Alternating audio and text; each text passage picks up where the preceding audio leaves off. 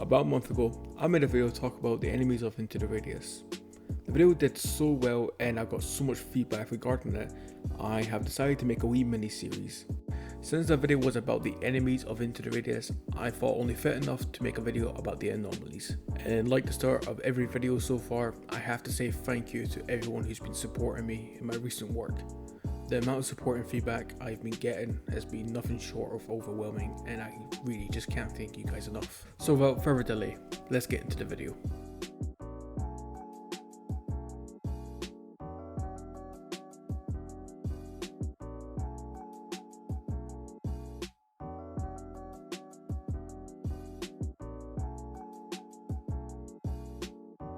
The distortion anomaly comes in many shapes and sizes. Upon looking at the distortion anomaly, you'll find that it's made out of squares. This anomaly will only activate if anything physical comes in contact with it. When an anomaly is in an active state, it has a very distinct sound.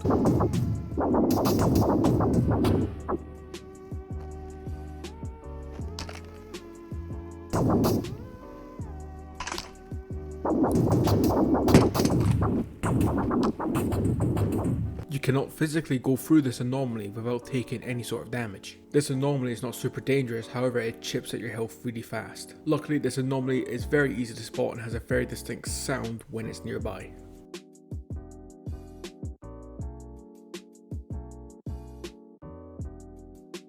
The reflector anomaly appears to be a white sphere that can change its size but not its shape. If anything comes in physical contact with the reflector anomaly, it will shoot back in a shotgun spray. If a person happens to walk into the anomaly, it will push them back with great force and doing a lot of damage. The direction of the shotgun blast appears to be linked to its elevation. Therefore, it cannot hit anything above or below its center.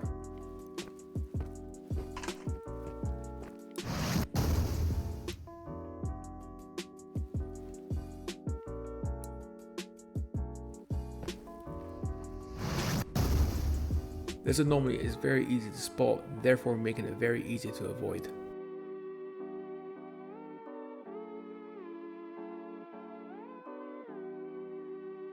The gas anomaly is the only anomaly that requires protective gear.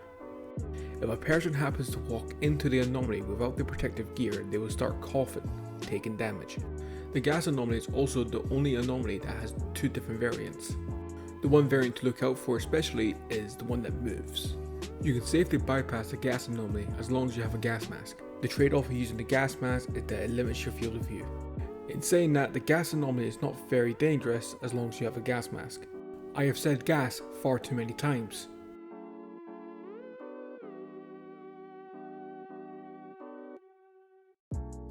The black grass anomaly can only be found inside buildings.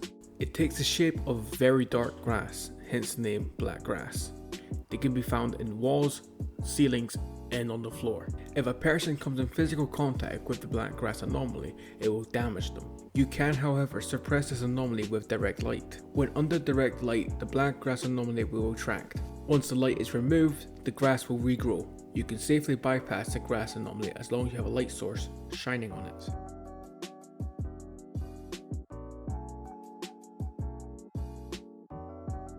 This anomaly makes people subscribe to the channel and leave a like on the video. When people do this, it lets me know that you like this content and you want to see more of this. Some people even leave a comment telling me what they like about the video and what else they'd like to see.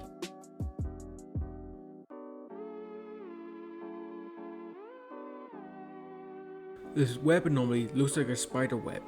You can find this anomaly on trees and on certain structures. When a person comes into contact with the web anomaly, they'll take damage even after getting away from it. The best way I can put this is like barbed wire. However, being so easy to spot is really not that dangerous considering it's so easy to avoid. Apart from that, there's really not much else to say about this anomaly.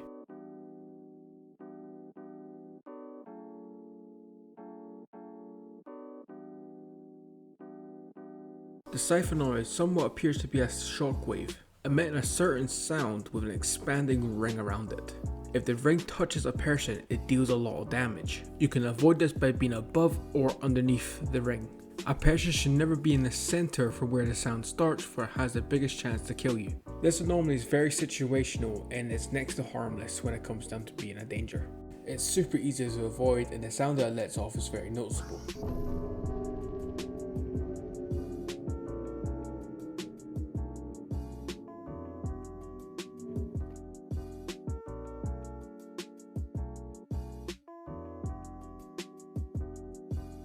The Stomper anomaly appears to be an anomaly that kind of just walks around. The Stomper anomaly kicks up dust every time it moves, and has a very distinguished stomping sound, hence the name Stomper. The Stomper anomaly will not interact with you whatsoever. However, if you stand in the way of the Stomper anomaly, it will go through you, dealing a lot of damage. To avoid the Stomper anomaly, all you need to do is move out of its way. Despite being very passive, it can put you in some sticky situations. I recommend if you're in a fight is to finish the fight quick.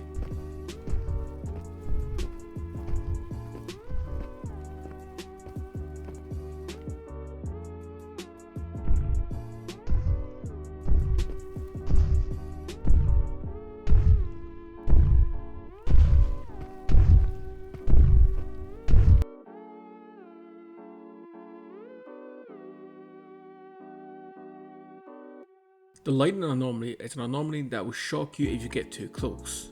The only way to tell where it is by getting really close so you can hear it. You can see where it is, however, the small sparks you see from it aren't very noticeable.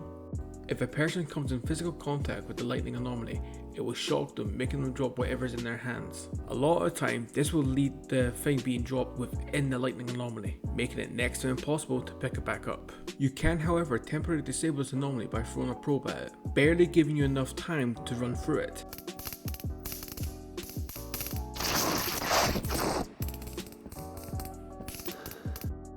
And that's it, we've covered every single anomaly of Into the Radius. If you learned something new, let me know down in the comment section down below. Also, I stream over on Twitch at twitch.com/vrstuds, where I've been playing a lot with my good friend, the many talented Mr. Jefferson, who's also been making reviews about other games I've been playing over on Twitch. I highly recommend checking him out. Also, I've been getting asked a lot about a Discord. I don't have one, however, if that's something you guys are interested in, let me know. And of course, if it's not too much to ask, if you can leave a like and subscribe, it means a lot to me. And of course, if you want to see anything else in the future, let me know.